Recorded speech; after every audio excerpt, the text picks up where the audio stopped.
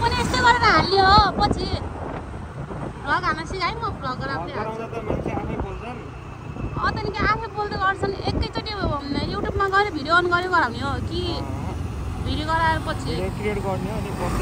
यति यति क्लिप गरिदिए पछि एड गरेर हाल्छन् हो त्यो एड गर्न जानेदेखि त म फेरि अब टिकटकमा भाइरल बाटो बन्दै छ गाई जस्तो नराम्रो बाटो छ हेर अब 5-6 वर्षपछि हाम्रो बाटो पनि राम्रो आश गर्दछौँ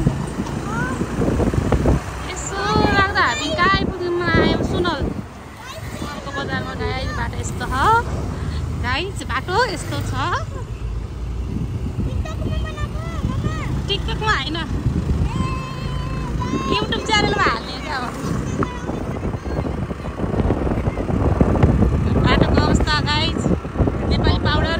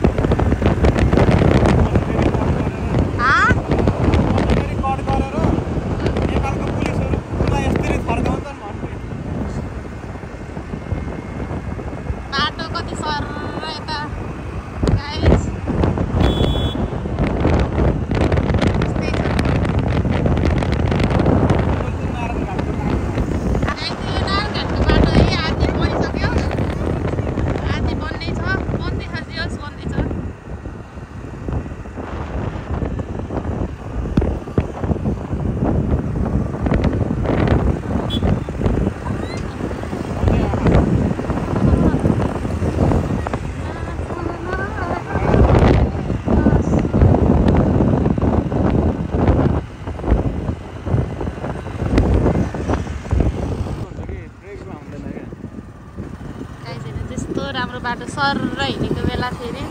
यस्तो बाटो आउँदाखेरि अलिकति गचकपुचुक हुनसक्छ यस्तो चाहिँ सबैले राम्रोसँग चलाउनुलाई मेरो अनुरोध छ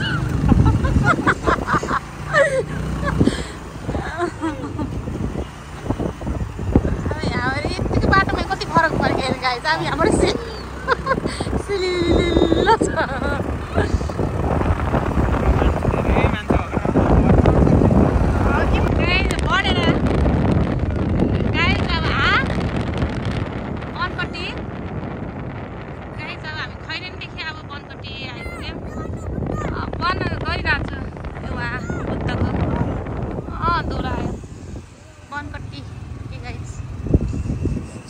बनकट्टीमा ओहो यस्तो खाल्टो पनि छ हेर्नु राम्रो सर्र बाटो आउँदा आउँदा खाल्टो गरिदिन्छ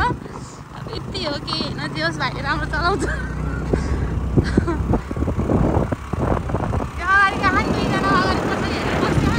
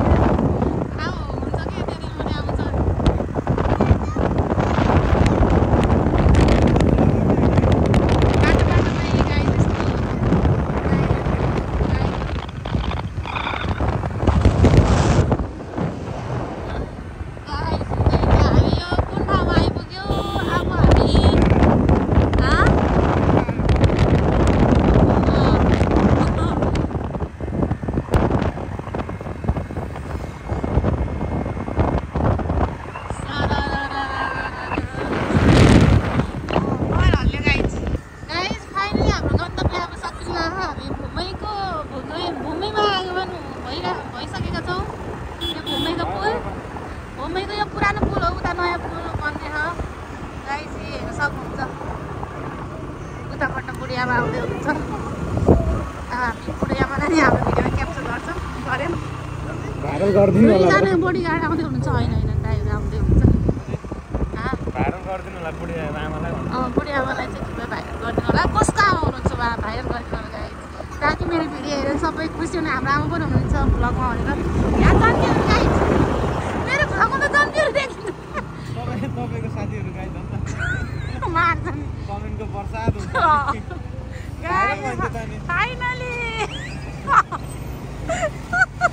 फाइनली हामी पुग्यौँ गाइज हिँड्ने बजार उतातिरबाट हामी भैरवा पनि जान सकिन्छ इन्डियाको बोर्डर कति दिन फाइनली हामी अब दिदीको घर ओ गाइज मैले भन्नै बिर्सेछु हामी दिदीको घर हिँडेको गाइज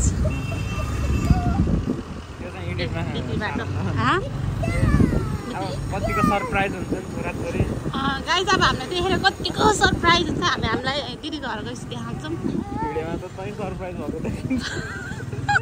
भिडियो पुस्ट गर्छ न अनि गरेर सरप्राइज भएको भए भन्छु ओ सरी गाइज मैले क्लिप कट गर्न पर्नेछ मैले त सेक्रेट भिडियोमा भनिसकेछु किनकि सधैँ आउँदाखेरि तिम्रो सरप्राइज हुँदैनन् त्यही भएर प्लान गरेको हो बाटो पानी परेको थियो गाइज हिजो त्यही भएर यस्तो बिहिबारको बजार बिहिबार घुम्ने बजार यति ठुलो हुन्छ नि यो हरेक तपाईँले हरेक किसिमको आइटम तरकारीहरू पाउनुहुन्छ गाइज यहाँ यो छ यसलाई देखेपछि मेरो सातो जान्छ गाइज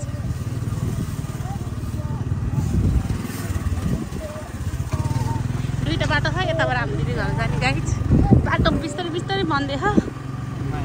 दिदीको घर त उता हो अब दिदीहरू फेरि नयाँ सुरुवात गर्नको लागि सानो हो चाहिँ हाम्रो दिदीको दिदी सासू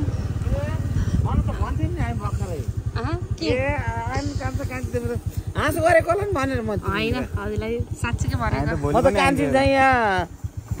मैले जाने थिएँ कान्छा चाहिँ भने ए होइन साँच्चै भनेको के लाउने आउनु न फेरि आउँछु के उता कपडा उठाएर आउनुहुन्छ के चिसो हुन्छ ल गाइज हामी दिदी घर आइपुग्यौँ उहाँ बोल्नु भएको नि म थाहा नपाउने गरेर भिडियो देखाएँ हजुरलाई उहाँ चाहिँ हाम्रो दिदीको दिदी सासू फुपू सासू चाहिँ हामी छ चाहिँ दिदीको जेठाजुको घर ए ठुलै छ मेरो दिदीले भर्खर घर सुरुवात गर्नुभएको बस्नुलाई पछि अलिक ठुलो गराउने हो गाइज बसन्ती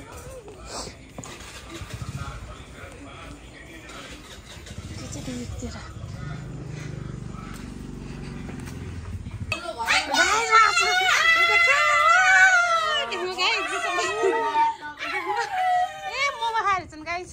कस्तोवाला मोमो खाएन भ्याइसकेन हामी आउँदाखेरि छोरो कति ठुल्ठुलो मोमो खानु गाई तुम ल कति राम्रो छ त्यसले सेयर गरेर खानुपर्छ भने थाहा नि त यिनीहरूलाई मामाले चाहिँ भोकाएर आउनुभएको थियो खानुभयो भान्जीको सबै खाइदिनु भयो भान्जीले हेरिराख्यो एउटा पनि कस्तो राम्रो बानी खाने मेरो छोरीको सेयर गरेर खाइहाल्छु